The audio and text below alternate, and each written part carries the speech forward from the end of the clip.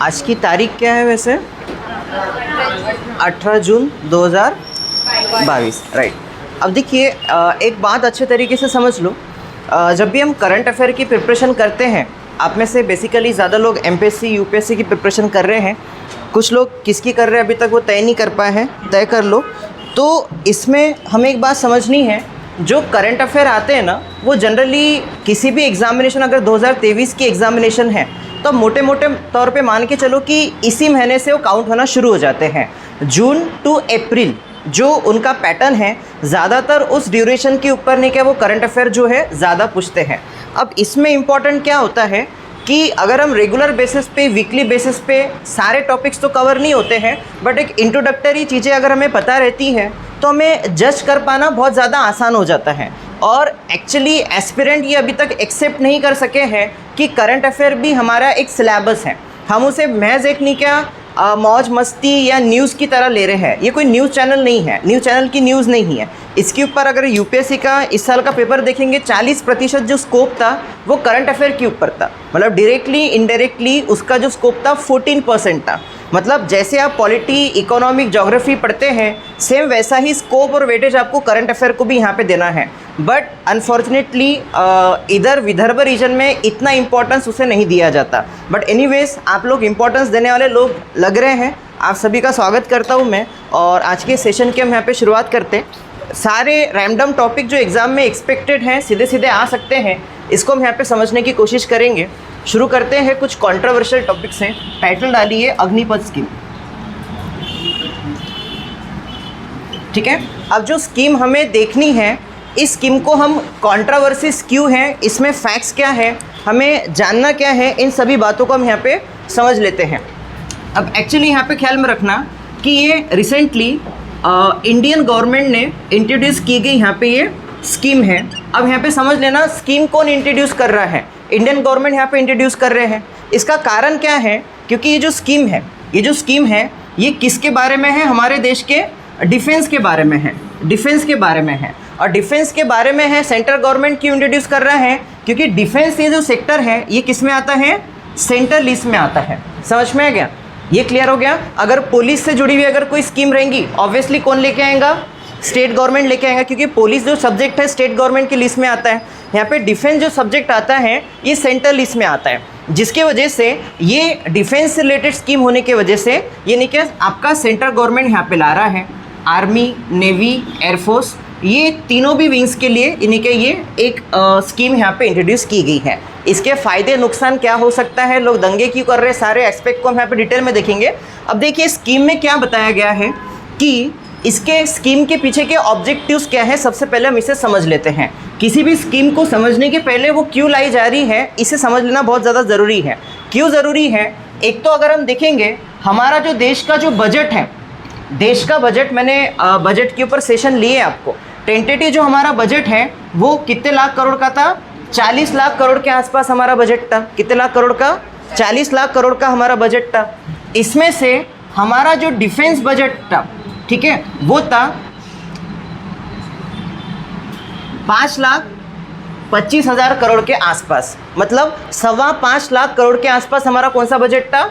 Defence का budget था। मतलब अगर आप डिफेंस का ही बजट निकालें यहाँ पे, यही बहुत बड़ा प्रपोर्शन आपको यहाँ देखने को मिल रहा है। समझ में आ गया? ऑलमोस्ट 12-13% जो है हमारा जो बजट एक्सपेंसेस है, कहाँ पे जा रहे हैं? डिफेंस में जा रहे हैं। अब ये डिफेंस में जो हमारे एक्सपेंसेस जो दिख रहे हैं, मतलब हमारे कुल बजट का 12-13% जो बजट जो है वो डिफेंस में जा रहा है। अगर मैं देखूंगा तो ये बहुत बड़ा फिगर है। वर्ल्ड में हम तीसरा लार्जेस्ट क्या कर रहे हैं? एक्सपेंसेस कर रहे हैं।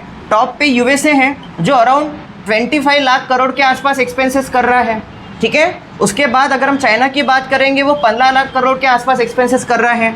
इंडिया का फिर मैंने आपको बताया। पाकिस्तान का भी मैं आपको हमेशा बता चुका हूँ कि पाकिस्तान हमसे 3 गुना कम डिफेंस एक्सपेंसेस करता है। समझ में आ गया? अराउंड 1.5 लाख करोड़ के आसपास उसका क्या है? डिफेंस एक्सपेंसेस है। मतलब मोटे मोटे तौर पे कहने की बात ये है कि हमारे डिफेंस एक्सपेंसेस बहुत ज़्यादा हैं। अब ये 5.25 लाख करोड़ की अगर मैं बात करूँ, इसमें से 1.5 से 2.5 लाख करोड़ जो जाता है, ये जाता है आपके सैलरी एंड पेंशन में ही जाता है। मतलब जो इतना बड़ा जो फिगर लग रहा है ना, ये किस में जा रहा है? हमारे सैलरी एंड पेंशन में जा रहा है। मतलब इसका हाफ ऑफ द अमाउंट जो बचता है वो बचता है डिफेंस के इक्विपमेंट, वेपन्स और उसको एडवांस बनाने में। समझ में आ गया? भारत के सामने करंटली क्या समस्या है? भारत के सामने हमें पता होगा कि हमारे जो डिफेंस इक्विपमेंट जो है, हमारे पास जितने भी वेपन्स आते हैं, ये सारे वेपन्स हमें क्या करने होते हैं? इंपोर्ट करने होते हैं। हार्डली कुछ चीज़ें हमने के इंडिया में यहाँ पे बनाते हैं। मेजॉरिटी ऑफ जो चीज़ें हैं वो हम कहाँ से इंपोर्ट करते हैं? रशिया, फ्रांस वगैरह ऐसे बड़े देशों से हम इंपोर्ट करते हैं, अमेरिका वगैरह से। तो हमारा ये जो बजट है इसमें का बहुत सारा हिस्सा सैलरी एंड पेंशन को देने में ही यहाँ पे जा रहा है, पहली चीज़। तो ये जो स्कीम है आप ध्यान में रखना, ये नहीं कि ये जो बजट एक्सपेंसेस है इसे थोड़ा कम करना चाहता है, सैलरी पेंशन को थोड़ा रिड्यूस करेगा। आगे कैसे होगा मैं आपको यहाँ बताऊंगा। पहला पॉइंट समझ में आ गया? हमारे एक्सपेंसेस बहुत ज़्यादा है। समझ में आ गया? एक्सपेंसेस बहुत ज़्यादा है, पहली चीज़। और सेकेंड चीज़ आपको यहाँ पता होनी चाहिए कि हमारी जो एवरेज एज है हमारे डिफेंस में वो होगी है 32। समझ में आ गया? जो हमारे लोग यहाँ पे डिफेंस में भर्ती हैं उनकी जो एवरेज एज है वो क्या है? 32। तो गवर्नमेंट ऑफ इंडिया चाहती है कि ये जो एवरेज एज है ये 32 से घटकर नहीं क्या 25 से 27 के बीच में रहे। किसके बीच में रहे? 25 से 27 के बीच में रहे, जाकि उनकी इफ़िशियंसी, उनकी अकाउंटेबिलिटी, उनकी स्ट्रेंथ सारी जो नहीं क्या 32 के कंपैरिजन में 26-27 वाले की क्या रहेंगी? ऑब्वियसली यहाँ पे ज़्यादा रहेंगी। तो गवर्नमेंट ने दो चीज़ों को ख्याल में रखा। ये मुद्दा समझ में आ गया? ठीक है। अब ये एक चीज़ थी, और इसके अलावा कुछ एक्स्ट्रा एम्प्लॉयमेंट जो है फ्रॉम डिफेंस सेगमेंट, कहाँ से? डिफेंस सेगमेंट से इनको जनरेट करना था। तीन चीज़ें आप समझ लो। पहला, हमारे एक्सपेंसेस बहुत ज़्यादा है, पहली चीज़।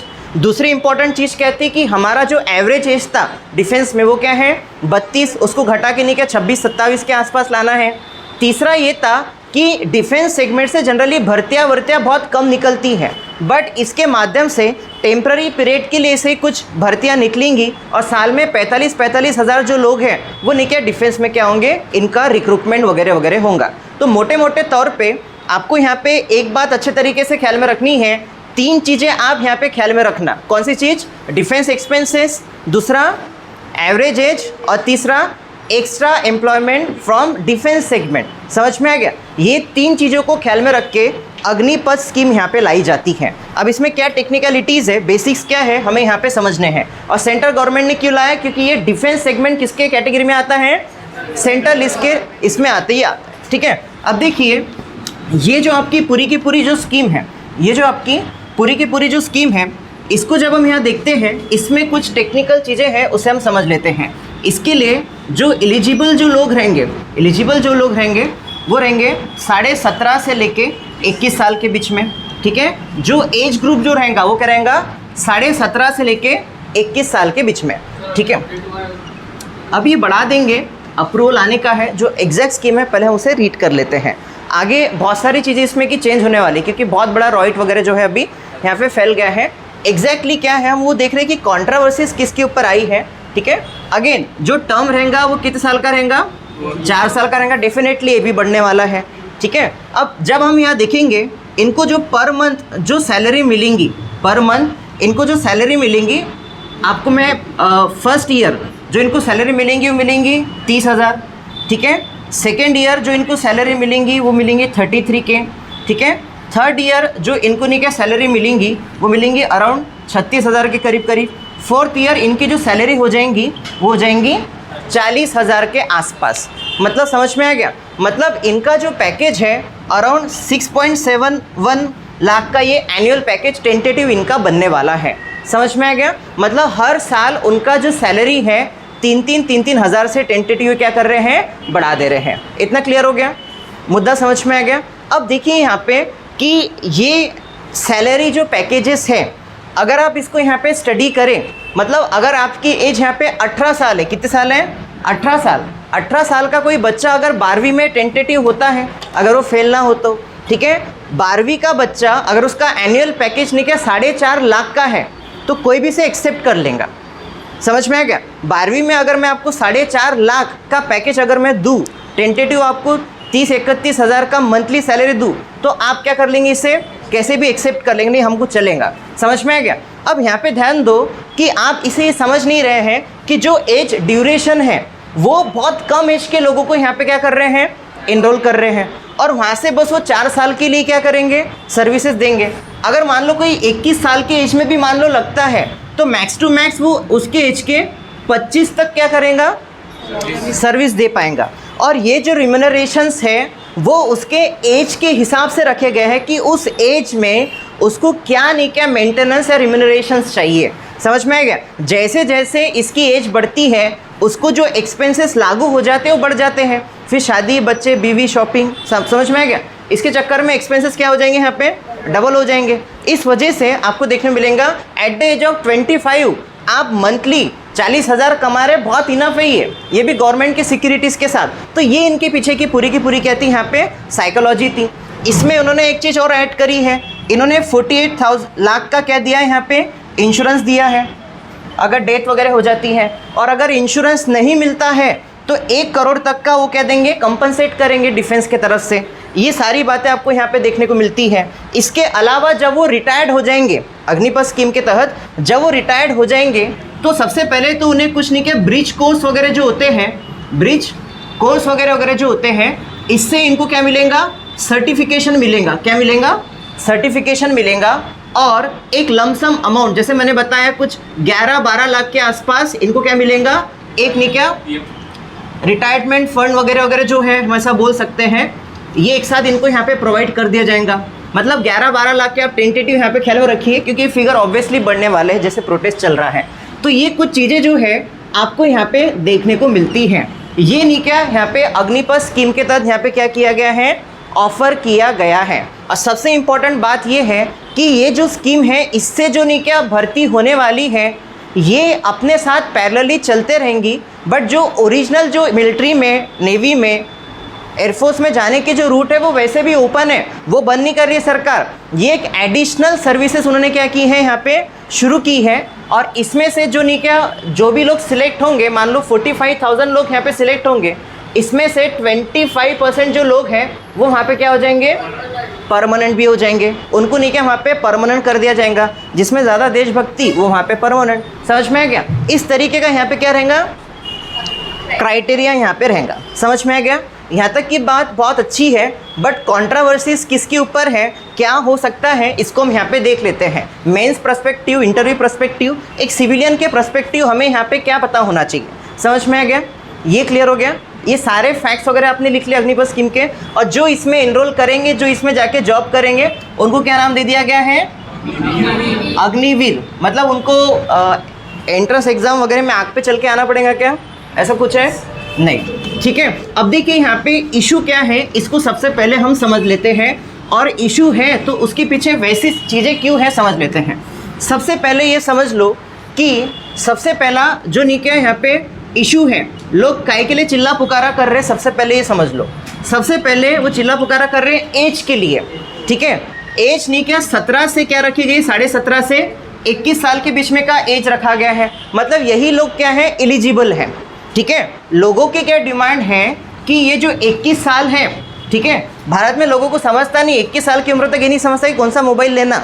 समझ में आ गया? करियर तो बहुत दूर की बात है, कोई मोबाइल लेके बैठ जाते। करियर कौन सा बनाना इस वक्त तो अक्ल आती नहीं है। समझ में आ गया? तो वो अक्ल भारत में बहुत लेट आती है। समझ में आ गया? तो बहुत से लोगों की डिमांड है कि इसको टेंटेटिव 25 साल तक क्या किया जाए, एक्सटेंड किया जाए। और अगर 25 साल के बाद, मतलब पहले एज के ऊपर है, एज समझ लो, एज का जो बार है ये बढ़ाने की यहाँ पे क्या उठ रही है, डिमांड उठ रही है। मतलब जो प्रोटेस्टर है वो कौन सी डिमांड कर रहे हैं, एज बार बढ़ाने का। 21 से क्या उनकी डिमांड है, 25 साल तक आप कर दो। मान लो 17.5 से 25 साल के बीच में के लोग क्या हो गए, एलिजिबल हो गए।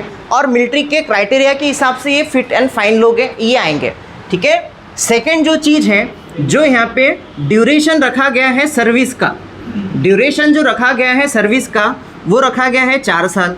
तो जो प्रोटेस्टर जो डिमांड कर रहे हैं इसको मिनिमम 7 ईयर का करना चाहिए। कितने ईयर का करना चाहिए, 7 ईयर का यहाँ पे करना चाहिए। और कुछ लोग बोल रहे हैं कि 10 साल का कर दो, कुछ लोग बोल रहे हैं कि 15 साल का ही कर दो। फिर ये काहे के लिए बचेंगे, अग्निपथ स्कीम है तो परमानेंट ही हो गया ना। वैसे ही 15 साल बाद वैसे आप रिटायर्ड हो जाते हैं। 32 साल में भी लोग रिटायर्ड हो जाते हैं आर्मी से, आपको पता होना चाहिए। ठीक है, अगर जल्दी लगे तो ठीक है, ये यहाँ पे समझ में आ गया क्या डिमांड है। मिनिमम 7 ईयर्स के लिए जो इनका जो पीरियड है ये क्या होना चाहिए, यहाँ पे एक्सटेंड होना चाहिए। देखो पहला है एज बार बढ़ा दो, दूसरा क्या है ड्यूरेशन जो है 4 साल के बाद क्या करेंगे, इसलिए एटलीस्ट 7 साल का यहाँ पे कर दो।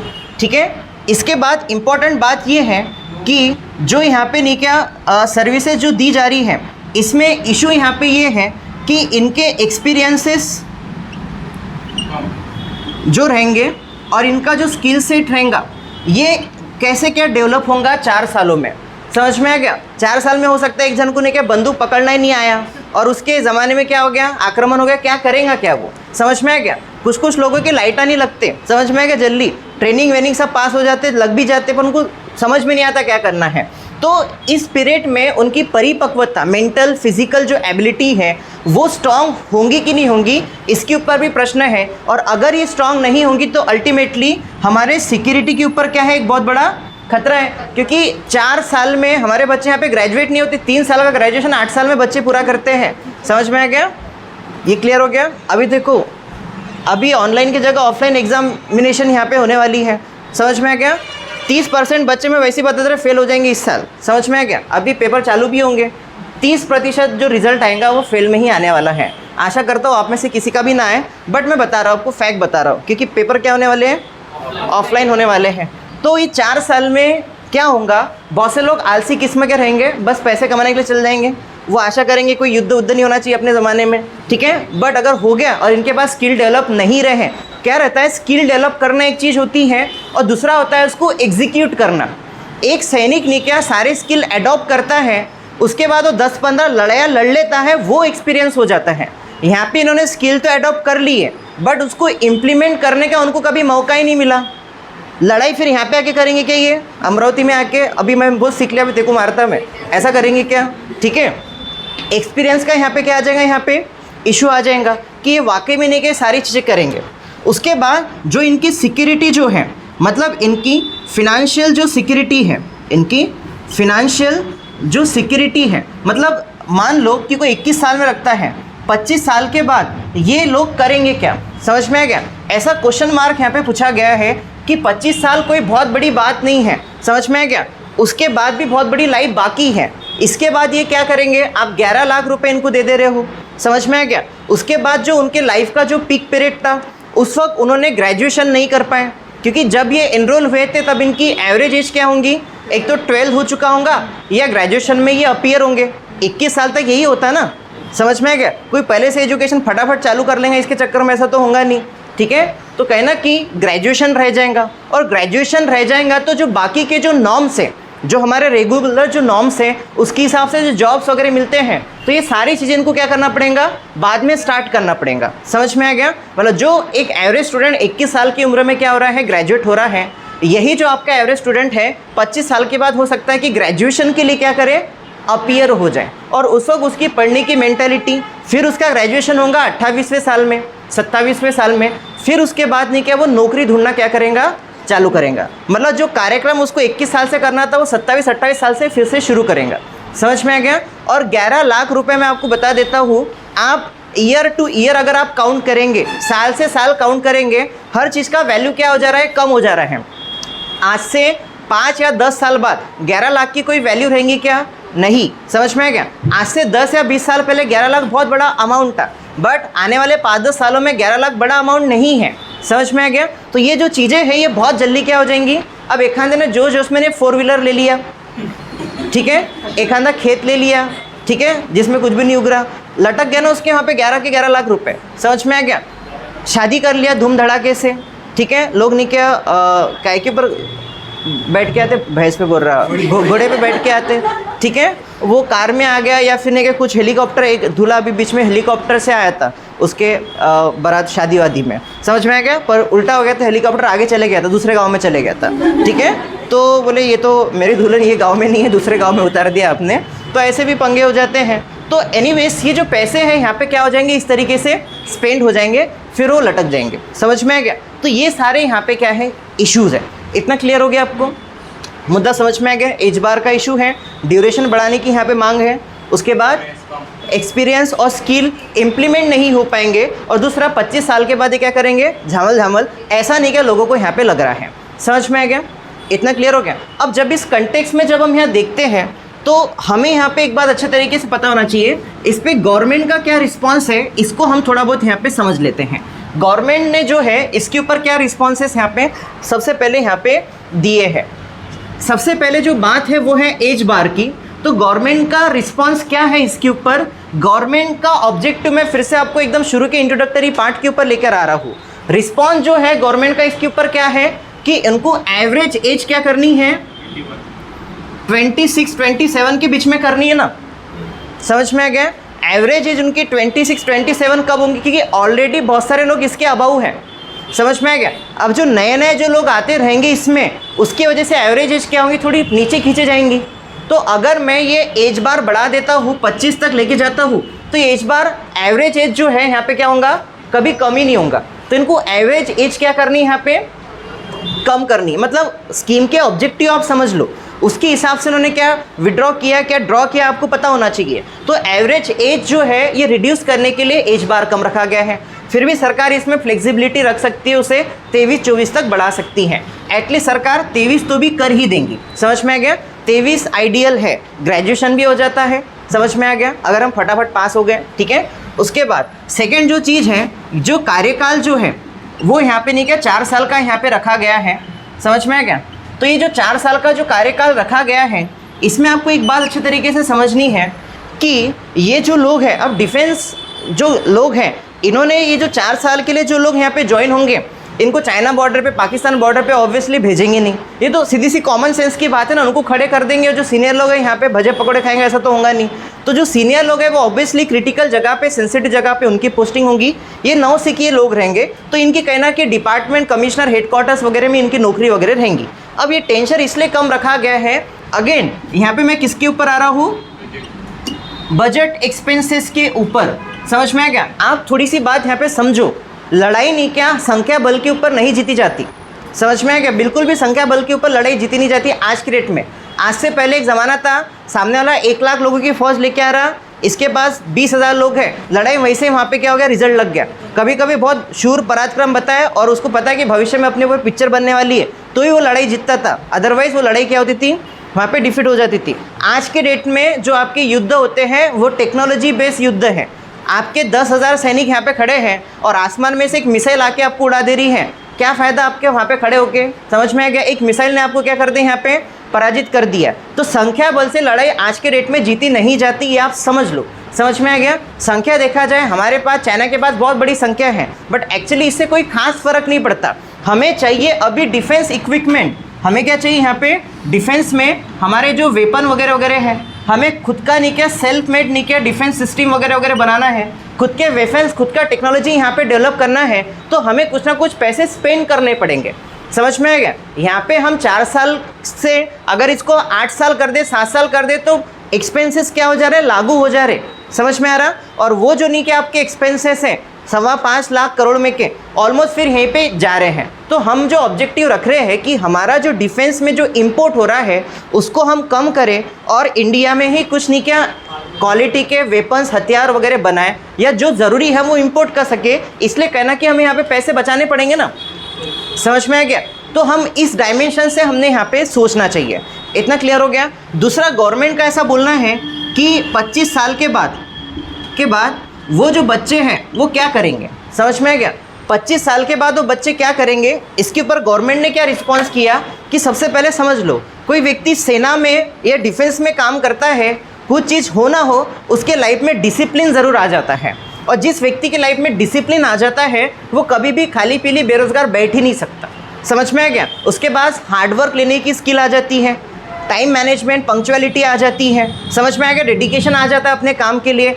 प्लस इसके पास एक क्या रहेंगी, फिनेंशियल सिक्योरिटी रहेंगी। अराउंड 11 से 12 लाख के करीब इसके पीछे क्या रहेगा, कुछ पैसों का बैकअप रहेगा। तो सबसे पहले इसको किसी बड़े कंपनी में आराम से जॉब लग जाएगा, क्योंकि ये डिसिप्लिन वाला आदमी है, इसकी कैपेसिटी काफ़ी अच्छी है। अपार्ट फ्रॉम दैट ये अपना कुछ बिजनेस वगैरह स्टार्ट कर सकता है जिसके ऑलरेडी इसके पास पैसे हैं, और अगर उससे ज़्यादा का इसको लोन चाहिए तो गवर्नमेंट की तरफ से इनको ईजिली लोन फैसिलिटीज़ वगैरह यहाँ पे दी जाएंगी। समझ में आ गया? तो 25 साल के बाद वो क्या करेगा, इसका जवाब मिल रहा है आपको। क्या है, दोनों डायमेंशन से हम यहाँ पे देख रहे हैं। क्या करेगा वो, उसकी लाइफ बहुत डिसिप्लिन है, कैपेबिलिटीज़, एबिलिटीज़। एक एवरेज 25 साल के स्टूडेंट जो यहाँ पे सोते बैठता है 9-10 बजे तक, उसके कंपैरिजन में ऑब्वियसली इसकी ज़्यादा होंगी इफिशियंसी, वो ज़्यादा अच्छे से काम कर पाएगा, इससे आसानी से प्रायोरिटी मिलेंगी किसी भी सेक्टर में। समझ में आ गया?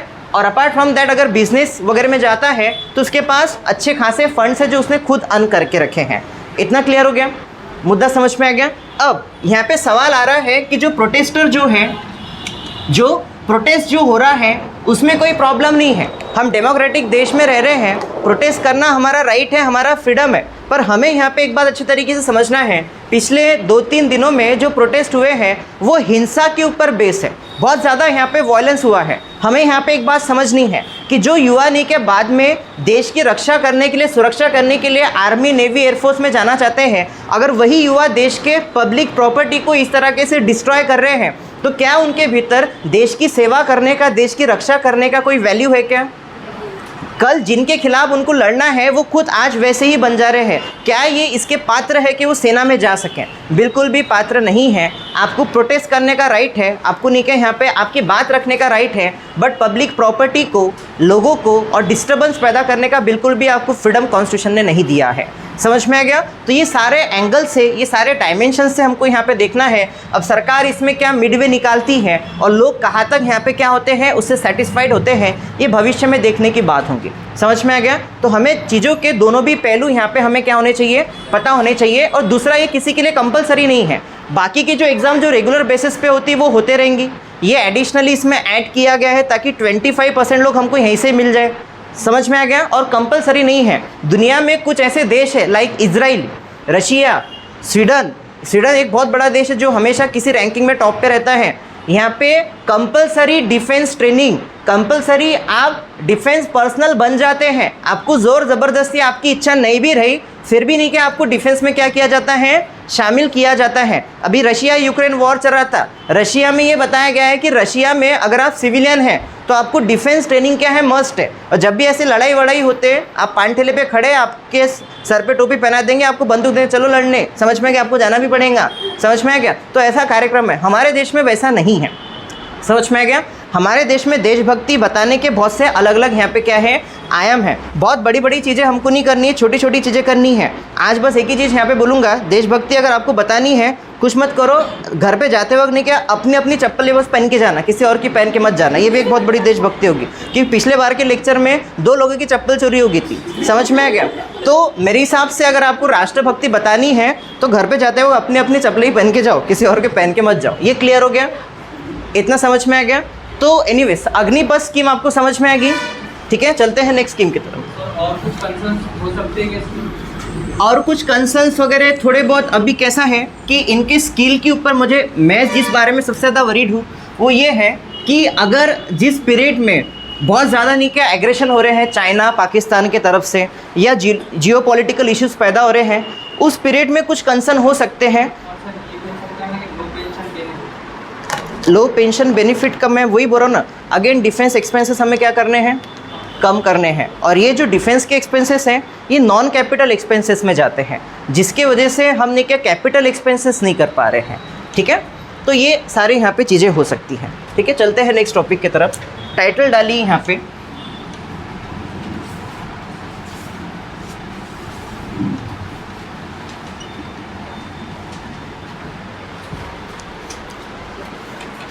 अब देखो बाहर पानी गिर रहा, आपके पड़ोसी मतलब आपके बाजू में बैठे हुए लोग बोलेंगे पानी गिर रहा, पानी गिर रहा। सबको पता है, देखते मत बैठो अभी। ठीक है, ये क्लियर हो गया? डेफिनेटली बोलेंगे पानी गिर रहा ना, क्या करेंगे, क्या जाके नहाके आते हैं अभी।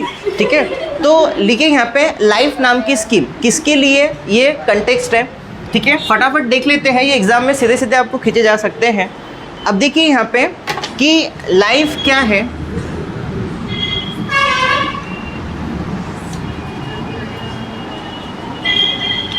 Lifestyle for environment. ठीक है, एक्चुअली ये एक्सपेक्टेड क्वेश्चन हो सकता है आने वाले प्रीलिम्स में जो मई वगैरह में होंगी यूपीएससी के। अब देखिए लाइफस्टाइल फॉर इन्वायरमेंट ये ग्लोबल इनिशिएटिव है।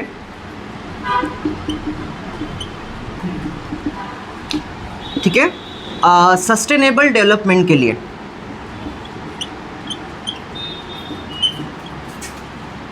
सस्टेनेबल डेवलपमेंट के लिए।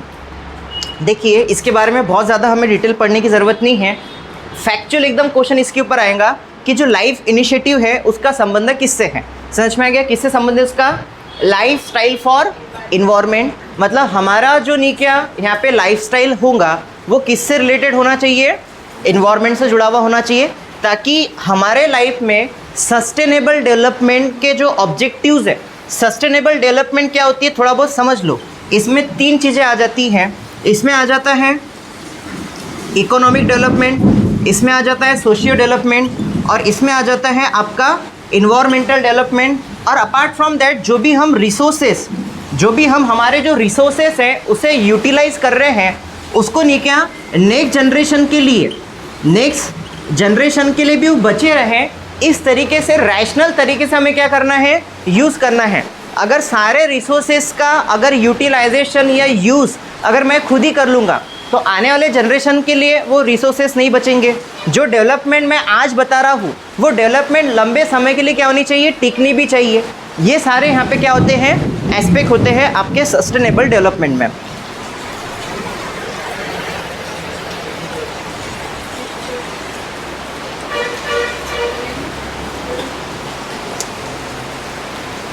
लिखा आपने लाइफ इनिशिएटिव। आवाज़ आ रही है श्रेयस? आखिरी में प्रताप आ रही आवाज़? ये लिखा गया आपने, ये स्टार करके लिख लो। छोटा सा टॉपिक है, हो सकता है अग्निपथ के ऊपर कोई क्वेश्चन ही नहीं है, लाइफ के ऊपर क्वेश्चन आ जाए। समझ में आ गया?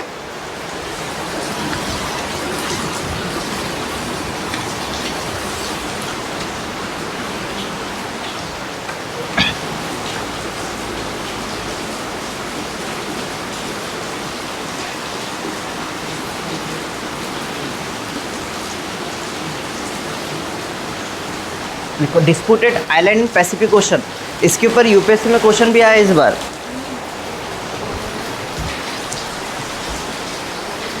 देखा, देखो क्या टाइटल डाला मैंने? Disputed island in Pacific ocean. समझ में आ गया? पैसिफिक ओशन में के जो आपके डिस्प्यूटेड जो आइलैंड है, निकाल दो। पैसिफिक ओशन में के जो आपके डिस्प्यूटेड आइलैंड है उसे हम थोड़ा बहुत यहाँ समझ लेते हैं। सबसे पहले पैसिफिक ओशन कहाँ आता है ये हमें यहाँ पे पता होना चाहिए।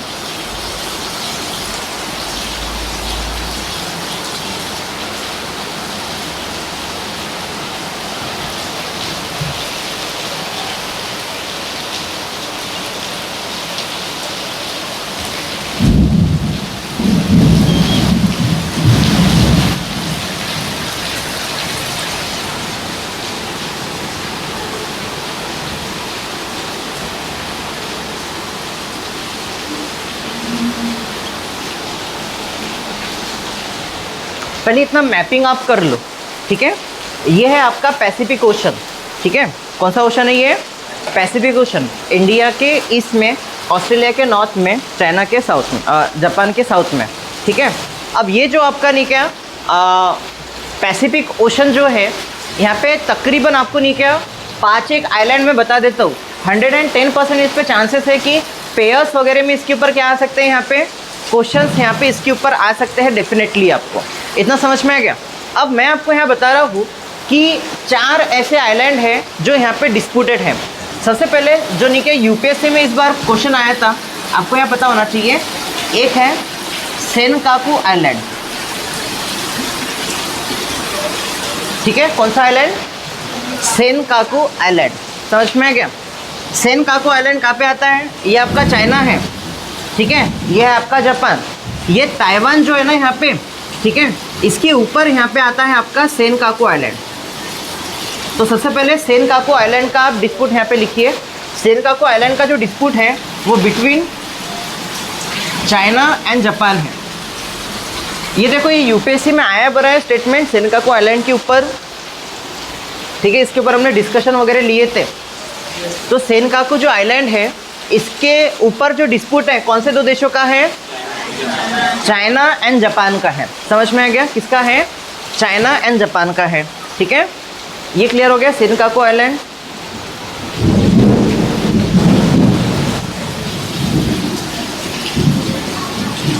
ठीक है? उसके बाद ताइवान के नीचे मैं इधर लिख रहा हूँ यहाँ पे, उसका नाम है पार्सल आइलैंड, ठीक है, पार्सल आइलैंड। ये सेनकाकू ताइवान की इधर के साइड में यहाँ पे आता है आपका पार्सल आइलैंड, ठीक है।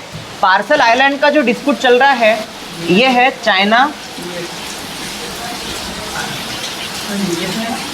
नहीं यूएसए नहीं चल रहा, साउथ चाइना सी इशू है यहाँ पे यूएसए दूर दूर तक नहीं, यूएसए यहाँ पे आता है, बहुत दूर है यहाँ से, ठीक है।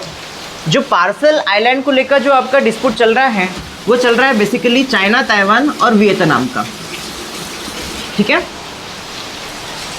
देखो ये पार्सल आइलैंड आपको यहाँ पे पता होना चाहिए, सेनकाकू आइलैंड के ऊपर ऑलरेडी इस बार आ गया है, तो हो सकता है कि इसके ऊपर एमपीएससी सवाल पूछ ले।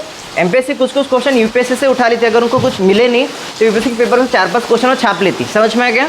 अब पार्सल आइलैंड समझ में आ गया, किसके भी डिस्प्यूट है, चाइना, ताइवान एंड वियतनाम। देखो ताइवान के नीचे है, ठीक है, इधर चाइना भी है, इस साइड में नहीं क्या आपका वियतनाम भी आ जाता है, ठीक है। उसके बाद स्प्रेटली आइलैंड, ये भी इम्पोर्टेंट है। स्प्रेटली आइलैंड जो है आपको यहाँ देखने को मिलेंगे, इस साइड में आते हैं। अगेन इसका जो नहीं क्या डिस्प्यूट है, अगेन ये चाइना, ताइवान, वियतनाम और ब्रुनेई करके एक देश है, ये आप इम्पोर्टेंट लिख लो। और आपको क्या अलग से क्वेश्चन बन सकता है, इसमें से कौन सा आइलैंड पैसिफिक ओशन में नहीं आता है, ठीक है। तो ये 4-5 आइलैंड आपको यहाँ पे पता होने चाहिए। देखो पहले मैंने कौन सा आइलैंड बता दिया, सेनकाकू आइलैंड, ठीक है, कौन सा आइलैंड, सेनकाकू आइलैंड। उसके बाद पार्सल आइलैंड, उसके बाद स्प्रेटली आइलैंड। समझ में आ गया? तो China, Taiwan, Vietnam and Brunei, ठीक है।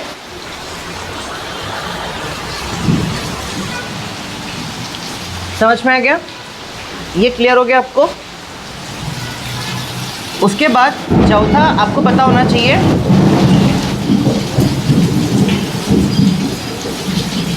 सोलोमन आइलैंड, ठीक है, कौन सा island, Solomon island.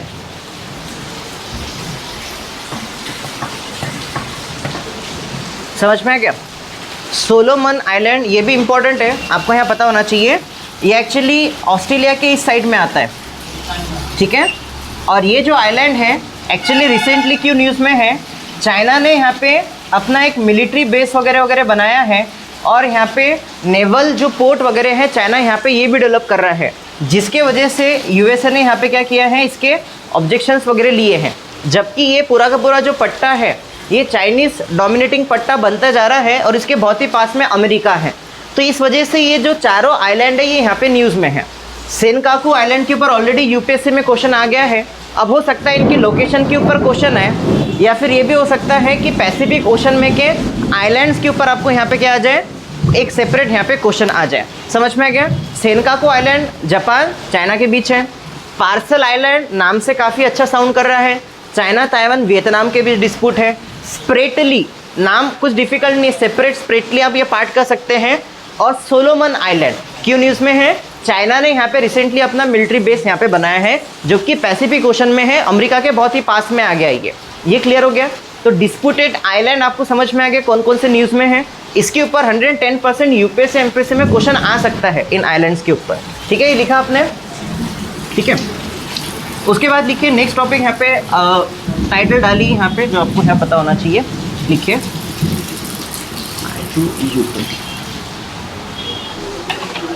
I2U2 initiative.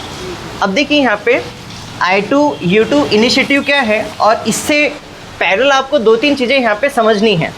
सबसे पहले कि 2022 में यूएसए ने एक इनिशिएटिव लिया जिसमें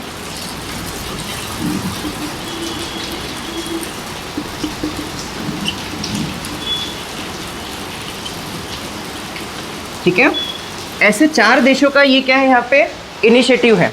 अब आपको क्वेश्चन कैसे आ सकता है थोड़ा बहुत इसे समझ लीजिए। ये जो आपका इंस्टीट्यूशन है I2U2 क्या है, इसमें ये थोड़ा अच्छा साउंड करता है, इस पे क्वेश्चन आ सकता है।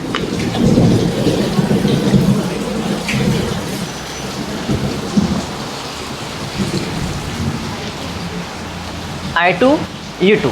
कौन से दो देश है? India, Israel, USA, UAE। समझ में आ गया? अब देखिए ये जो ग्रुप बनाया गया है, ये जो ग्रुप बनाया गया है क्यों ज़्यादा ये इम्पॉर्टेंट है, थोड़ा बहुत हम यहाँ पे समझ लेते हैं।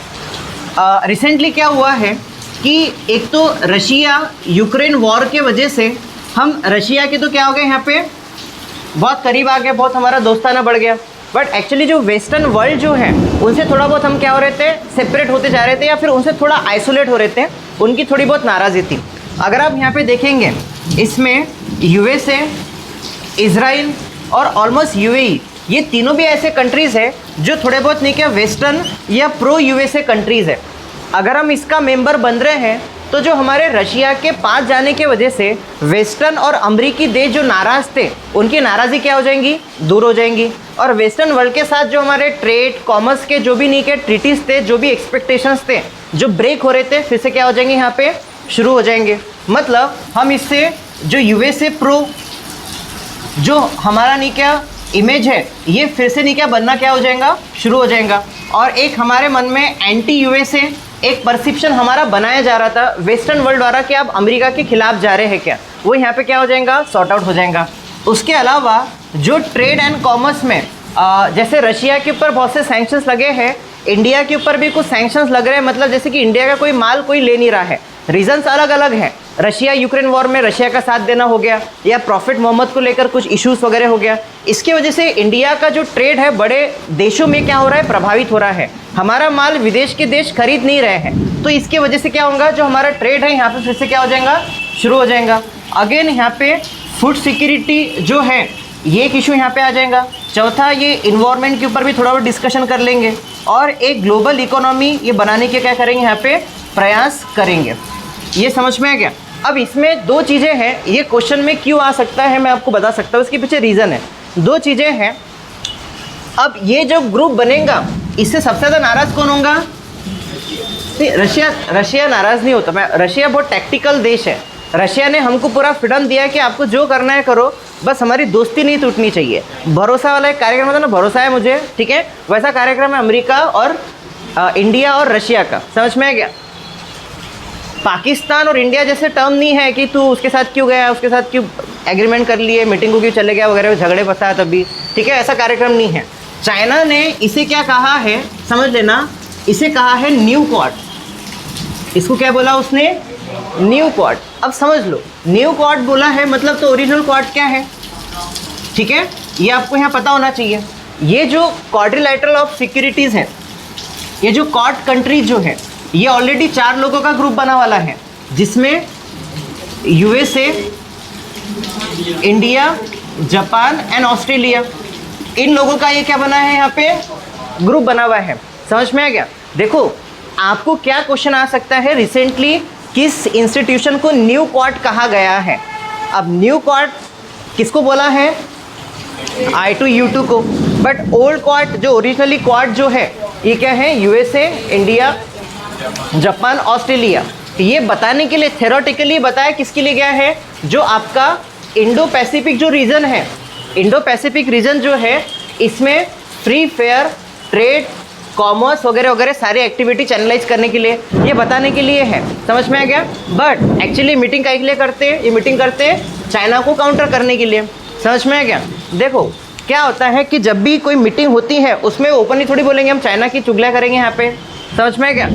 मोटिव क्या है इनका कि हम इंडो पैसिफिक रीजन, क्योंकि ज़्यादातर ये कंट्री इंडो पैसिफिक रीजन में आते हैं, यहाँ पे फ्री ट्रेड एंड जो बाकी की चीज़ें हैं उसको प्रमोट करने के लिए यहाँ पे क्वाड बना है। बट एक्चुअली इनका ऑब्जेक्टिव क्या है, चाइना का जो डोमिनेशन साउथ चाइना सी और बाकी पैसिफिक कंट्रीज़ में बढ़ रहा है उसको रोकने के लिए ये बना है।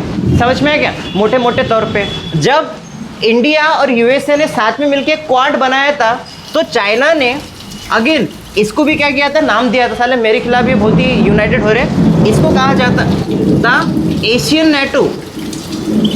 समझ में आ गया? तो हमें ये पता होना चाहिए एशियन नेटो के नाम से किसे जाना जाता है और न्यू क्वाड के नाम से किसको जाना जाता है। ये इसलिए आपको इम्पोर्टेंट है किसको क्या कहा जा रहा है, क्योंकि ये हिंदू में के आर्टिकल्स के हेडलाइंस होते हैं और हो सकता है हेडलाइंस के ऊपर ही क्वेश्चन आ जाए। तो ये जो आपका क्वाड है इसे चाइना ने क्या कहा था, एशियन नेटो। समझ में आ गया। और ये जो आपका नाटो जो है, नाटो में यहाँ पे आपको नीचे एक्सप्लेन करके दे रहा हूँ। नाटो क्या है, 1949 में एक एंटी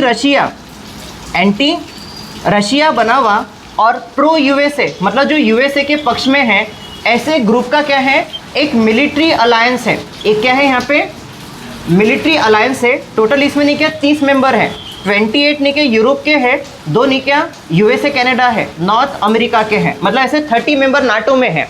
समझ में आ गया। नाटो काहे के लिए बना था, जब कोल्ड वॉर चालू हुआ था तो रशिया के अगेंस्ट एक मिलिट्री अलायंस बनाने वाला एक क्या था, ग्रुप था। क्या नाम था उसका, नाटो। समझ में आ गया, ये क्लियर हो गया। जो रशिया के अगेंस्ट में बना था, और जो सारा युद्ध हुआ यूक्रेन रशिया का काहे के लिए हुआ, इसी की तो वजह से हुआ। यूक्रेन को कहाँ पे जाना था, नाटो में ज्वाइन होना था, और नाटो वाले कुछ ले भी नहीं रहे थे, और रशिया बोल रहा था कि उसके पास मत जा। समझ में आ गया पोजीशन। तो कहना कि इसी की वजह से यहाँ पे क्या होगी, लड़ाई झगड़े हो गए। समझ में आ गया। इसी की वजह से नाटो जो है ये अमेरिका का एक मिलिट्री अलायंस है अगेंस्ट रशिया। 1949 में बना है, इसमें 30 मेंबर है। समझ में आ गया। अब चाइना ने क्वाड को क्या बोला था, एशियन नाटो। समझ में आ गया। अब I2U2 बना है, इसको चाइना ने क्या बोला है, न्यू क्वाड। समझ में आ गया। तो आपको ये चीज़ें आपको पार्ट हो जाएंगी। आपको क्या ख्याल में रखना है, न्यू क्वाड किसे कहा गया है, और एशियन नाटो के नाम से क्या, कौन सा इंस्टीट्यूशन ऑर्गेनाइजेशन फेमस है। तो एशियन नाटो किसे कहा जाता है,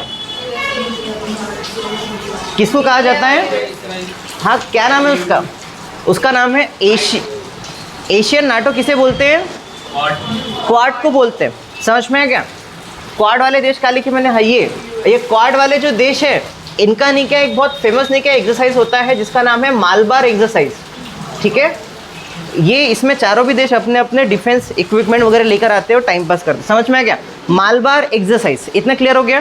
तो ये समझ में आ गया, मतलब एक्चुअली चीज़ें हमको को रिलेट करके यहाँ पे पढ़नी है, बस I2U2 पढ़ने से कुछ भी नहीं होगा। ये क्लियर हो गया।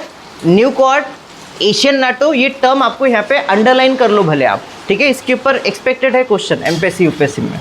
ठीक है,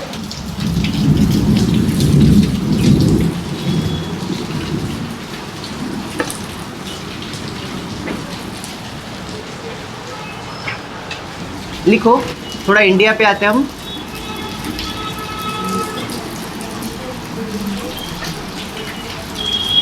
ठीक है, खेलो इंडिया यूथ गेम्स, खेलो इंडिया यूथ गेम्स। ठीक है, इसके ऊपर कैसा है, कभी कभी क्या होता है, करंट अफेयर में पूछने के लिए रहा नहीं ना, तो स्पोर्ट के ऊपर करंट अफेयर पूछ लेते हैं। समझ में आ गया।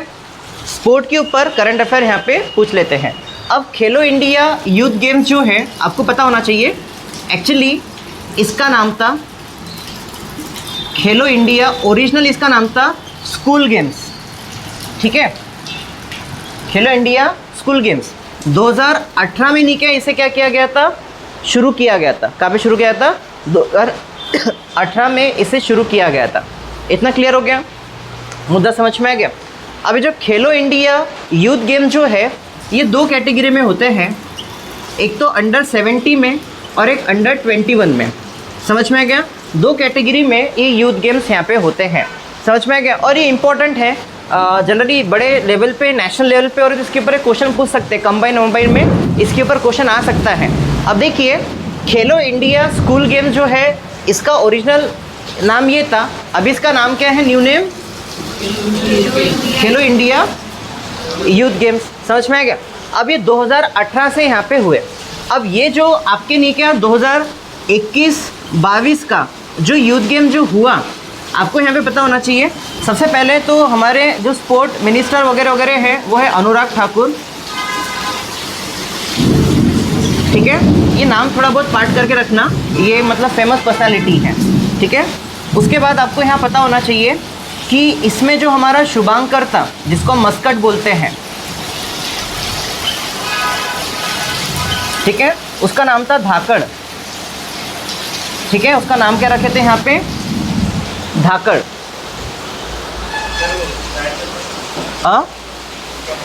ये स्पोर्ट्स मिनिस्टर अनुराग ठाकुर। समझ में आ गया। खेलो इंडिया यूथ गेम जो है अंडर 70, अंडर 21 कैटेगरीज में ये होते हैं। 21-22 के जो आपके गेम्स हुए, इसका जो शुभांकर था वो कौन था? धाकड़ नाम का एक एनिमल, कुछ ना कुछ बनाना पड़ता, समझ में आ गया। अब इसमें जो नहीं क्या टॉप 3 जिन्होंने मेडल्स टैली में रैंक वगैरह लाया, आपको यहाँ पता होना चाहिए। टॉप पे जो यहाँ पे रहा है वो रहा है हरियाणा, ठीक है, पहले नंबर पे। सेकंड नंबर पे रहा है महाराष्ट्र। तीसरे नंबर पे रहा है आपका कर्नाटका। समझ में आ गया? मतलब टॉप 3 कंट्रीज, मतलब हरियाणा को यहाँ पे 54 गोल्ड्स मिले, ठीक है, महाराष्ट्र को यहाँ पे 45 गोल्ड्स मिले, ठीक है। ये थोड़ा अपने यहाँ पे ख्याल में रखना। क्लियर हो गया? देखो, तो अभी जो रिसेंटली खेलो इंडिया यूथ गेम्स हुए हैं, उसमें सबसे ज़्यादा मेडल्स या टॉप पे कौन रहा है? हरियाणा रहा है, फिर सेकंड नंबर पे महाराष्ट्र और फिर कर्नाटका। इसमें बहुत इंटरेस्टिंग स्टोरी रही है हरियाणा महाराष्ट्र के बीच में। जब 2018 में सबसे पहले ये हुआ था, 2018 में सबसे पहले हुआ था, तो अगेन उस वक्त टॉप पे हरियाणा ही था, ठीक है। उसके बाद 2019 में हुआ, तो तब कौन था आपका? महाराष्ट्र था। समझ में आ गया? 2020 में आपको यहाँ पे पता होना चाहिए, घर पर हुए ये गेम, लॉकडाउन लग गया था ना, बाहर आके खेलेंगे क्या लोग, ठीक है, तो सभी जीत गए थे क्योंकि घर पे हो रहे थे ये, ठीक है। उसके बाद 2020 वाले जो थे वो एक्सटेंड किए गए थे 21 में, ठीक है। इसमें अगेन महाराष्ट्र टॉप पे था। अभी 21-22 वाले जो हुए हैं, इसमें हरियाणा टॉप पे है। अगले बार से फैसला लिया जाएगा, बाकी स्टेट को बुलाएंगे नहीं, इनके मैचेस लेंगे, क्योंकि 4 साल से ये लोग क्या कर रहे हैं? टॉप कर रहे हैं। 5 ऐसे स्टेट थे जिनके प्लेयर ने एक भी मेडल नहीं जीता, टाइम पास करना है तो इससे बात साबित होगी। समझ में आ गया?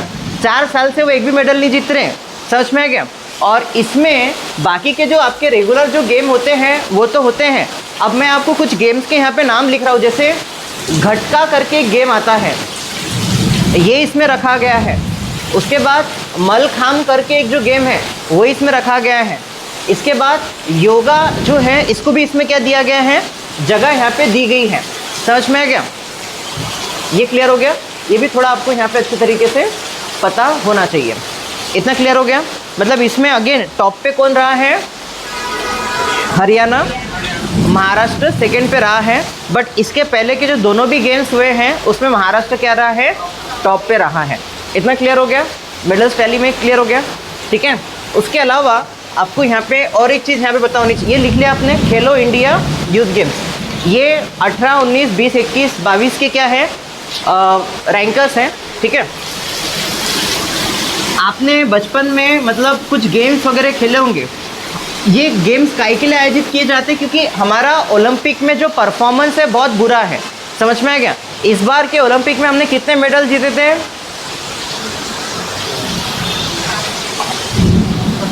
कितने मेडल जीते थे? 17 बहुत हो गए। 10 मेडल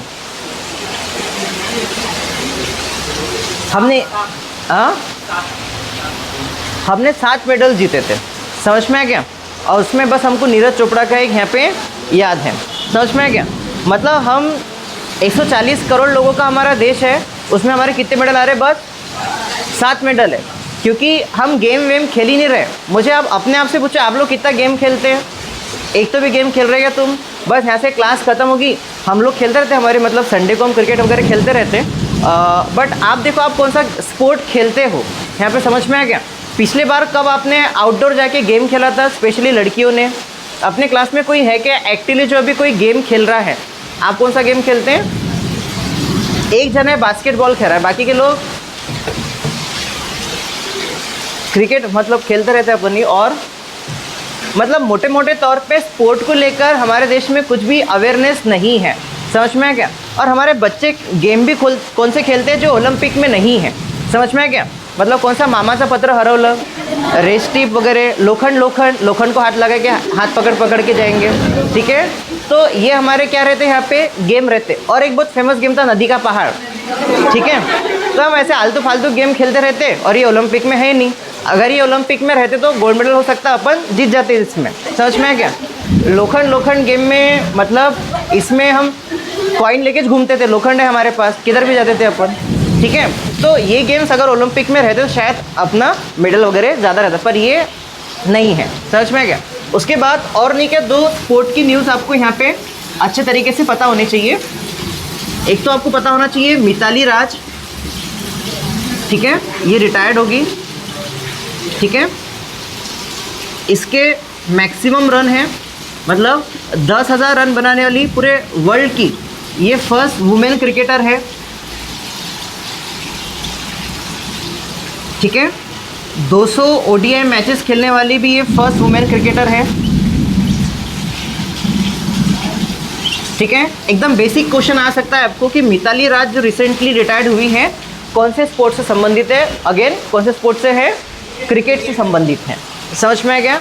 अगेन अभी रिसेंटली नहीं क्या, एक वर्ल्ड रिकॉर्ड यहाँ पे बना है जो आपको पता होना चाहिए।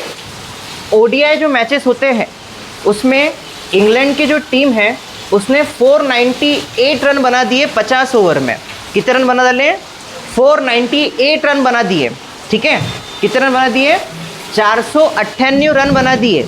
इतने रन हमारे गली क्रिकेट में नहीं बनते। क्यों नहीं बनते अपने गली क्रिकेट में रन इतने, क्योंकि इसके घर में आउट, उसको लगाता आउट, समझ में आ गया, मतलब एक टप्पा आउट वगैरह वगैरह, बैट को बॉल लगाता आउट। हमारे ऐसे क्या रहते हैं यहाँ पे नियम रहते। तो कौन से टीम के खिलाफ इन्होंने बनाया, नेदरलैंड, ठीक है। तो ये 2 एक्टिविटीज़ भी आपको बेसिकली थोड़ा बहुत पता होनी चाहिए। एक तो मिताली राज और दूसरा ये रिटायर्ड होगी, क्रिकेट से संबंधित थी, पहली महिला थी जिसने 10,000 रन बनाए, पहली वुमेन क्रिकेटर थी जिसने 200 ODI मैचेस वगैरह भी खेले। वर्ल्ड रिकॉर्ड इंग्लैंड ने बनाया, किसके खिलाफ, उल्टा मत कर देना, नेदरलैंड ने इंग्लैंड के खिलाफ नहीं बनाया, इंग्लैंड के प्लेयर्स ने किसके खिलाफ बनाया, नेदरलैंड के खिलाफ बनाया। और नेदरलैंड का ओल्ड नेम क्या है, हॉलैंड। नेदरलैंड का ओल्ड नेम क्या है, हॉलैंड। और कभी हॉलैंड के लोग इंडिया में आए हैं क्या,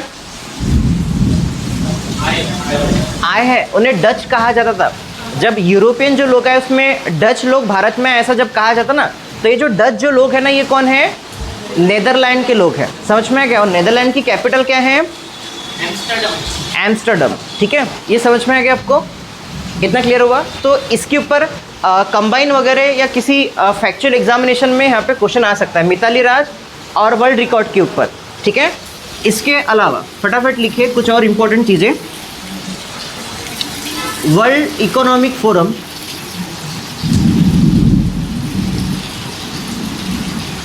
ये रिसेंटली क्यों न्यूज़ में है, आपको थोड़ा यहाँ पे पता होना चाहिए।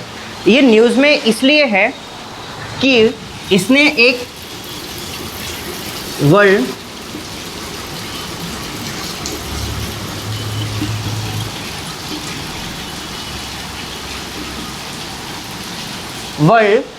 इन्वायरमेंट परफॉर्मेंस इंडेक्स, इसकी जो रैंकिंग बनी, इसमें 184 लोगों की जो रैंकिंग थी उसमें इसने इंडिया को एकदम लास्ट रैंक दे दिया, समझ में आ गया। वर्ल्ड इकोनॉमिक फोरम ने रिसेंटली इन्वायरमेंट परफॉर्मेंस इंडेक्स जारी किया और उसमें इंडिया को उसने कौन सा रैंक दे दिया, सिर्फ 184, सबसे आखिरी में। मतलब इन्वायरमेंट में हम कुछ यहाँ पे परफॉर्मेंस ही नहीं कर रहे, ऐसा इसका यहाँ पे वर्ल्ड इकोनॉमिक फोरम के रिपोर्ट का यहाँ पे बोलना है। इतना क्लियर हो गया, समझ में आ गया। 184 यहाँ पे रैंकिंग है। एनीवेज जो टॉप के जो कंट्रीज़ थे आपको यहाँ पता होना चाहिए, डेनमार्क, स्वीडन वगैरह वगैरह जैसे जो देश है, ऑब्वियसली ये देश क्या करते हैं, यहाँ पे टॉप करते हैं।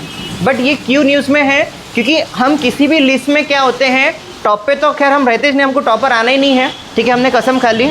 बट एकदम पीछे भी नहीं रहते ना अपन, इसमें इसने क्या कर दिया, एकदम पीछे डाल दिया, 184 नंबर का रैंक, समझ में आ गया। इंडिया ने बोला हम इतने भी गए हुए नहीं है, समझ में आ गया। तो इंडियन गवर्नमेंट ने यहाँ पे ऑब्जेक्शन उठाया कि क्या टाइम पास चल रहा। हो सकता है कभी कभी मतलब कोई बच्चे फेल हो जाते यूनिवर्सिटी में, उनको ऐसा लगता ना कि भाई गलती हो गई होंगी वगैरह वगैरह, आखिरी इधर की उधर हो गए होंगे। तो बहुत से जो मिनिस्टर्स है गवर्नमेंट के, उन्होंने ऐसा बोला कि एक्चुअली वो 84 होगा, इन्होंने 184 बता दिया, एक ज़्यादा का लिख दिया अपने तरफ से। हम इतने तो बेकार नहीं है, लगता है कि हम इतने बेकार है, खुद से सवाल पूछ रहे हो, समझ में आ गया। तो एनीवेज ये आपको यहाँ पे पता होना चाहिए, वर्ल्ड इकोनॉमिक फोरम। एक बात अच्छे से ख्याल में रखना, जितने भी ऐसे सोशियो उसके बाद इन्वायरमेंट वाले, ठीक है, और थोड़े ऐसे न्यू तरह के जो इंडेक्सेस वगैरह वगैरह जो है ना, दुनिया में सबसे ज़्यादा इंडेक्सेस बनाने का काम वर्ल्ड इकोनॉमिक फोरम ही करता है। आप हमेशा देखना अमुक टमुक रिपोर्ट इंडेक्स कौन बनाता है ना, आपको ऑप्शन में वर्ल्ड इकोनॉमिक फोरम रहेगा। समझ में आ गया? ये इतने दुनिया भर के इंडेक्स रिपोर्ट बनाता कि इसको भी नहीं पता कौन कौन से बना लेते। समझ में आ गया? इसका जो हेडक्वार्टर है ये आता है जिनेवा में। समझ में आ गया? जिनेवा किधर आता है? स्विट्ज़रलैंड में यहाँ पे आता है। तो जिनेवा में इसका क्या है, यहाँ पे हेडक्वार्टर है किसका? वर्ल्ड इकोनॉमिक फोरम का। इसने कौन सी रिपोर्ट लाई? इन्वायरमेंट परफॉर्मेंस इंडेक्स, और इसमें इंडिया टॉप पे रहा आखिरी में से। समझ में आ गया? ये क्लियर हो गया? इसलिए ये न्यूज़ में यहाँ पे है। समझ में आ गया? ठीक है, तो क्यों न्यूज़ में? क्योंकि इसमें हमारा परफॉर्मेंस क्या रहा, एकदम ही ज़ीरो रहा, अपन ने कुछ करे नहीं। ठीक है, ये समझ में आ गया क्यों न्यूज़ में है ये। उसके बाद एक इम्पॉर्टेंट टॉपिक जो स्टैटिक लेवल का है, करंट अफेयर में वो न्यूज़ में है, बट स्टैटिकली आपको पूछा जाता है। टाइटल डालिए ईडी। ईडी जो है रिसेंटली न्यूज़ में है। बहुत सारे पॉलिटिकल पार्टीज़ के जो लीडर्स हैं उनकी जांच पड़ताल करने के लिए जो आपका ईडी है उसको यहाँ पे भेजा जाता है, और इसके ऊपर मोस्ट प्रोबेबल क्वेश्चन दोनों भी एग्जाम में, एमपीएससी यूपीएससी में दोनों में भी यहाँ पे आ सकता है। सबसे पहले इसका फुल फॉर्म हमें लिखना है यहाँ पे, इन्फोर्समेंट डायरेक्टोरेट। ठीक है, इसे कहा जाता है प्रवर्तक निदेशालय। प्रवर्तक निदेशालय। ठीक है, अब सबसे पहले समझ लो एकदम बेसिक चीज़ें इसके बारे में हमें यहाँ पे पता होनी चाहिए कि ये क्या है, कैसा है, वगैरह वगैरह। एक्चुअली इसका जो इन्फोर्समेंट डायरेक्टोरेट करके, सबसे पहले इन्फोर्समेंट डायरेक्टोरेट करके एक यूनिट बनाया था 1947 में ये बना था under department of economic affair. Department of economic affair, ठीक है, इसके अंडर ये एक यूनिट बना था। मतलब ये बहुत पुराना है। ठीक है, आपको यहाँ पे पता होना चाहिए। इसके बाद ये सेम जो डिपार्टमेंट है ये किसके अंदर गया? ईडी का department of revenue and commerce इसके अंडर गया। करंटली ये जो आपका डिपार्टमेंट है ये फिनांस मिनिस्ट्री के अंतर्गत क्या है, अभी वर्क कर रहा है। तो इन्फोर्समेंट डायरेक्टोरेट जो है आपको यहाँ पता होना चाहिए किसके अंडर वर्क कर रहा है? अभी फिनांस मिनिस्ट्री के अंडर वर्क कर रहा है, जो पहले वर्क करता था डिपार्टमेंट ऑफ इकोनॉमिक अफेयर्स के अंडर। समझ में आ गया आपको?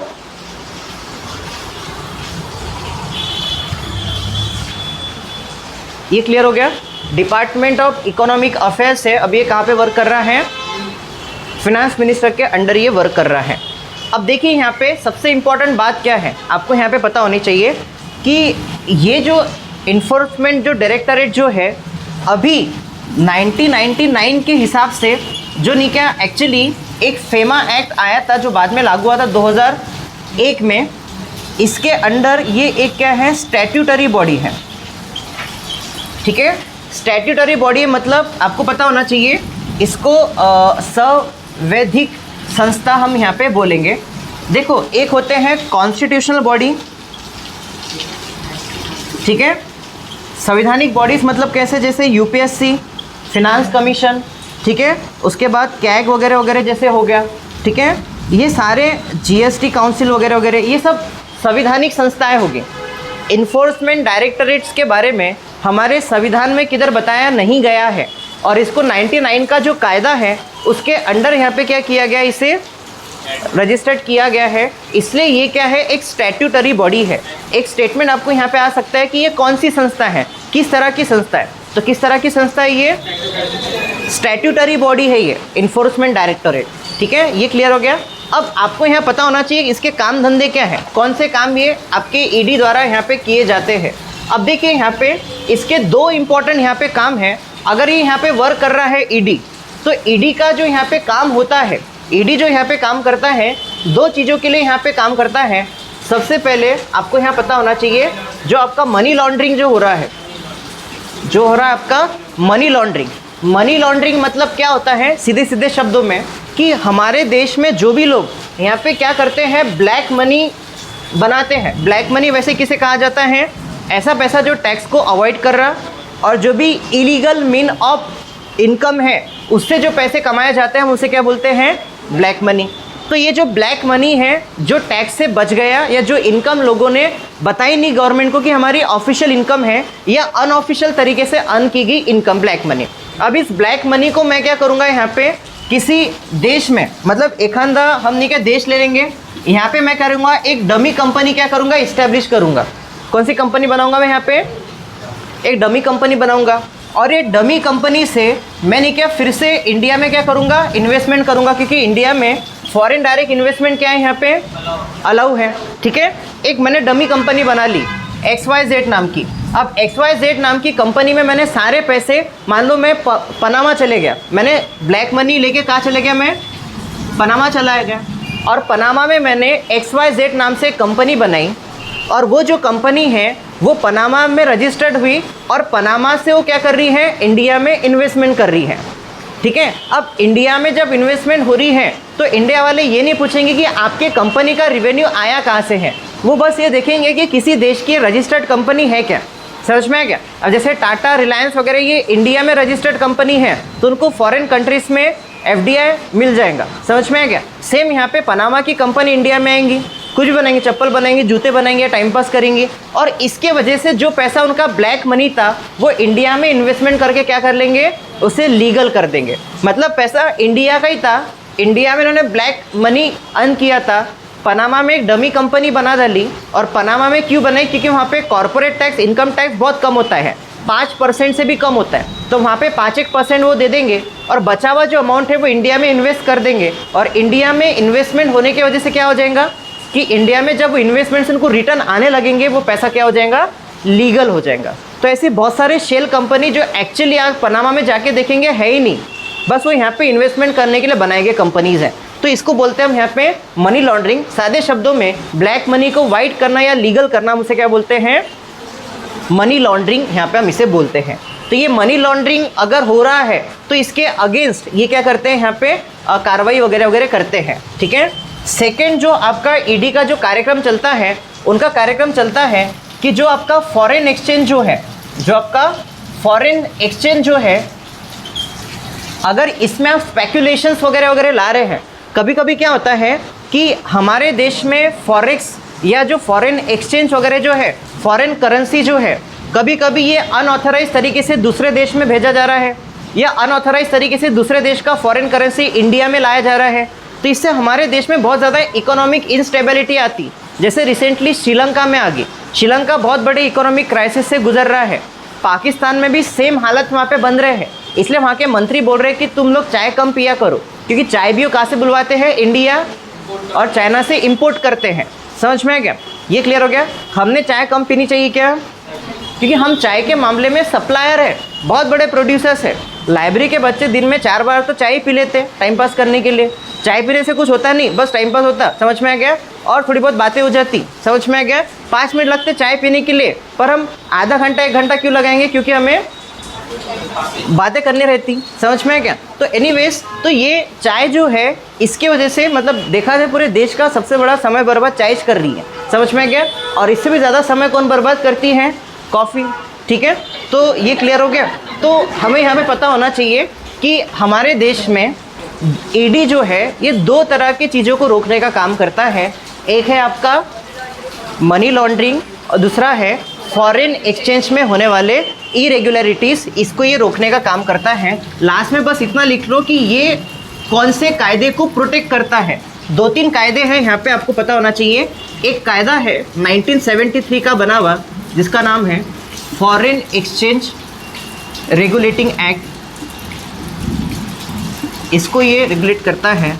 और 99 का जो आपका foreign exchange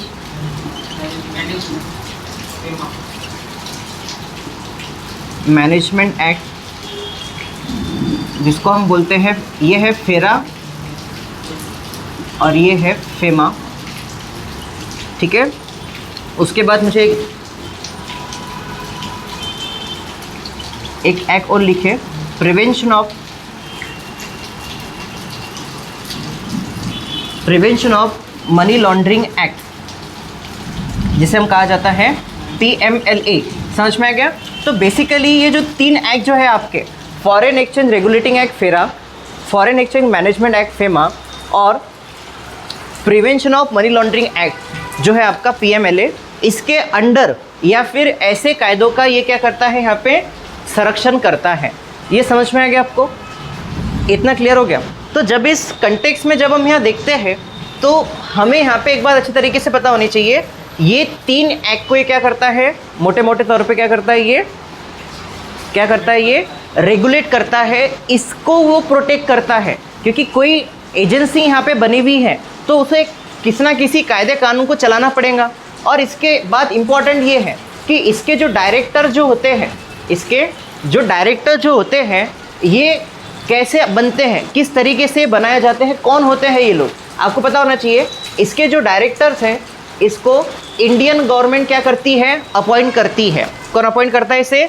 Indian government. But Indian government direct इसे अपॉइंट नहीं करती है, इसे अपॉइंट किया जाता है। अगर आपने यूपीएससी में लक्ष्मीकांत की बुक अच्छे से पढ़ी होंगी तो वहाँ पे एक CVC सेंट्रल विजिलेंस कमीशन है, ठीक है, सतर्कता आयोग है। ये कमीशन के जो बॉडी मेंबर्स है ये कुछ नाम रिकमेंड करते हैं और उसमें से फिर हम एक को क्या बनाते हैं, यहाँ पे डायरेक्टरेट वगैरह वगैरह बनाते हैं। समझ में आ गया? इतना क्लियर हो गया? तो ये जो सारी बातें हैं आपको यहाँ पे अच्छे तरीके से पता होनी चाहिए। तो इन्फोर्समेंट डायरेक्टरेट जो है, सबसे पहले एक कौन सी बॉडी है, स्टैट्यूटरी बॉडी है, 99 के हिसाब से क्या करते हैं, यहाँ पे काम करती है। उसके अलावा इसका बेसिक जो वर्क है ये मनी लॉन्ड्रिंग और फॉरेन एक्सचेंज में होने वाली इरेगुलरिटीज़ को क्या करना है, कंट्रोल करना है। अगेन ये 3 कायदे और भी कुछ कायदे हैं जो इससे मिलते जुलते हैं, इसको रोकने के लिए क्या करती है, यहाँ पे काम करती हैं। इतना समझ में आ गया? ये क्लियर हो गया? तो जो कुछ भी आज के लेक्चर में हमने पढ़ा उससे कुछ नहीं किया, मैं बेसिक आपको एक रिवीजन क्वेश्चन पूछता हूँ और साथ में कुछ फैक्चुअल क्वेश्चन भी नहीं किया, या टॉपिक्स भी जो मैं आपको यहाँ पे बता देता हूँ। जो कुछ भी हमने पढ़ा उसी के बेस के ऊपर कुछ रिवीजन क्वेश्चंस यहाँ पे रहेंगे। जिसको बताना है वो हाथ ऊपर करके बताएंगे तो ज़्यादा आइडियल रहेगा हमारे लिए। मुझे बताइए कि पैसिफिक ओशन में कि मैंने 4 आइलैंड बताए जो डिस्प्यूट में है या फिर किसी वजह से न्यूज़ में है, चर्चा में है। चारों के चारों आइलैंड के मुझे नाम बताइए, चारों के चारों, एक भी मिस नहीं होने चाहिए और मिस प्रोनाउंसिएशन या गलत प्रोनाउंसिएशन यहाँ पे नहीं होने चाहिए। समझ में आ गया? चारों के चारों आइलैंड, चारों के चारों आइलैंड के साथ समस्या ये है कि इनकी प्रोनाउंसिएशन, समझ में आ गया, वही वहाँ पे हम क्या कर देते हैं, गड़बड़ कर देते हैं। ठीक है,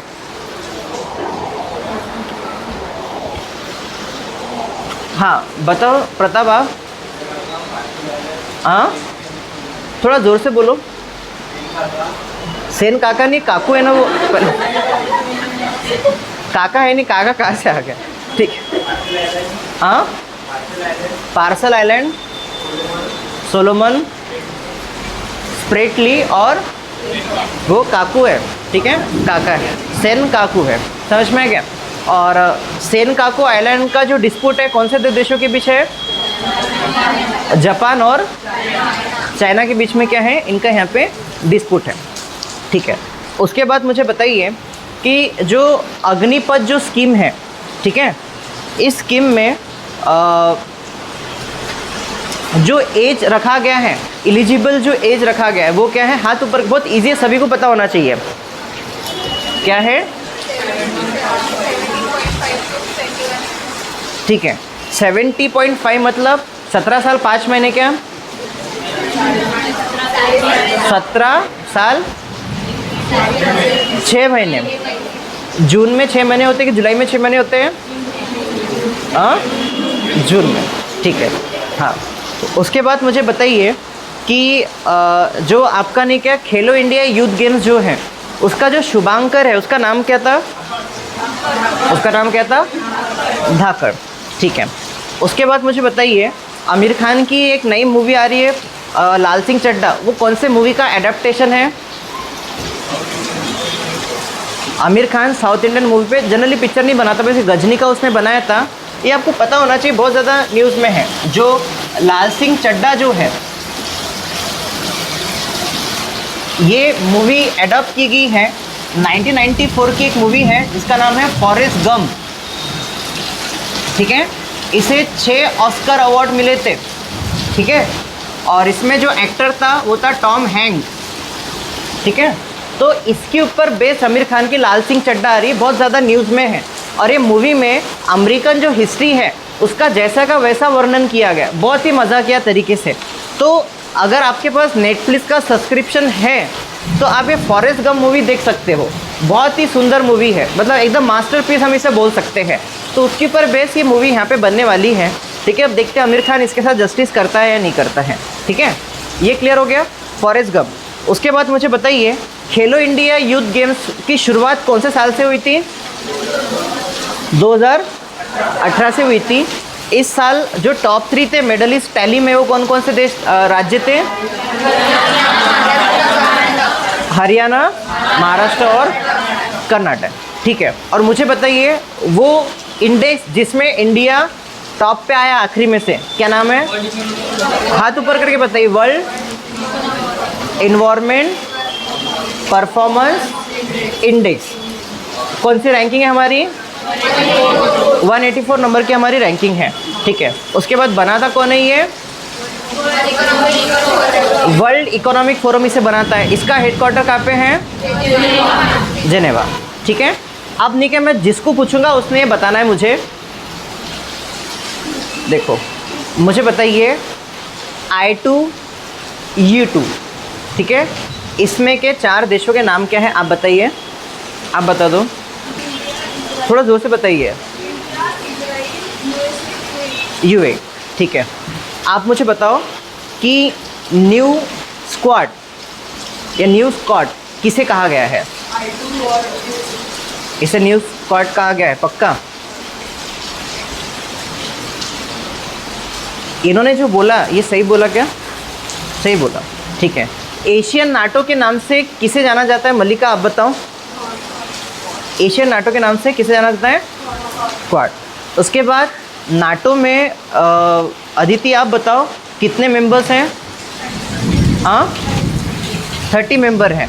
उसमें से यूरोप के कितने मेंबर हैं? हाँ 24। यूरोप के मैंने बताया यूरोप के 28 मेंबर हैं। 2 है आपका USA कनाडा, जो अमेरिका के प्रो अमेरिका कंट्रीज़ है यहाँ पे। समझ में आ गया?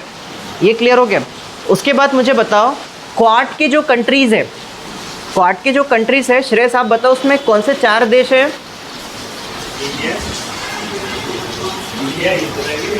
नहीं क्वाड क्वाड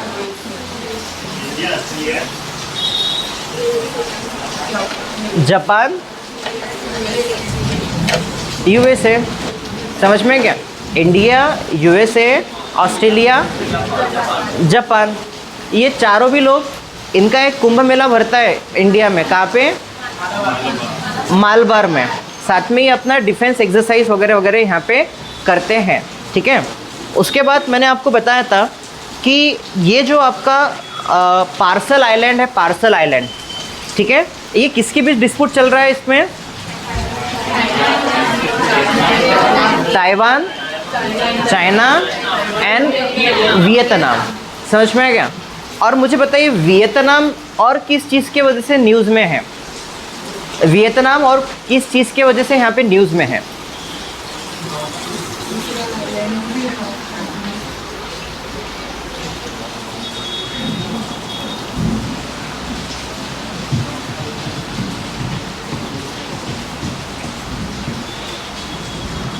देखो मैंने आपको बार बार बताया है, वियतनाम जैसे इसका ओल्ड जो नेम था वो इंडो चाइना था, ठीक है। और फॉरेस्ट गम जो मूवी थी उसमें अमेरिका वियतनाम वॉर बताया गया है, तो वो उसके स्मृति में अभी बहुत बड़ा एक प्रोग्राम वगैरह हुआ था। अगेन वियतनाम जो है इसने क्या किया था बीच में, जो पाम ऑयल जो होता है ना, इसकी एक्सपोर्ट ने क्या बंद कर दिया था। समझ में आ गया? और पाम ऑयल जो होता है आपका, ये किसी भी ऑयल में एक बहुत बड़ा इंग्रेडिएंट होता है। मतलब जो फूड ऑयल जो होता है ना आपका, फल्ली का ऑयल हो गया, सोयाबीन का ऑयल हो गया, सनफ्लावर ऑयल हो गया, इसमें कोई भी ओरिजिनल तेल नहीं बेचता है, भले वो 100% लिखने के लिए किसका क्या जा रहा, ठीक है। तो 20-30% क्या होता है उसमें? पाम ऑयल होता है। तो अब ये पाम ऑयल अगर लोगों को मिलेगा तो फूड ऑयल के रेट्स क्या होंगे, थोड़े सस्ते होंगे। अदरवाइज इनको क्या करना पड़ रहा है, ओरिजिनल बेचना पड़ रहा है। तेल में पानी मिला सकते क्या अपन दूध में पानी मिला सकते, तेल में पानी नहीं मिला सकते, तो तेल में तेल ही मिलाना पड़ेगा। समझ में आ गया? तो इसकी वजह से थोड़े फूड ऑयल के जो रेट्स है अभी बढ़ गए हैं और थोड़े धीमे धीमे क्या हो जाएंगे, ये कम हो जाएंगे। ठीक है, इतना क्लियर हो गया? तो आज के लेक्चर में अपन इतने देखेंगे। बाकी के जो करंट अफेयर देखो हमेशा के लिए ख्याल रखना, सैटरडे को हमारे 10:30 बजे चालू हो जाएंगे। जो लोग प्रॉपर लिख नहीं पाए, देख नहीं सके, फ्रेंड्स आपके आ नहीं सके, वो यशदीप IAS अकेडमी के यूट्यूब चैनल पे इसे देख सकते हैं। और कल एक हमारा MPSC का सेमिनार है, कितने बजे है? 10 साढ़े 10 बजे। कहाँ पे है? यहीं पे 10 साढ़े 10 बजे MPSC का सेमिनार है। और बाकी करंट अफेयर जो है हमारा नेक्स्ट सैटरडे को 10:30 बजे यहीं पर रहेगा। ओके।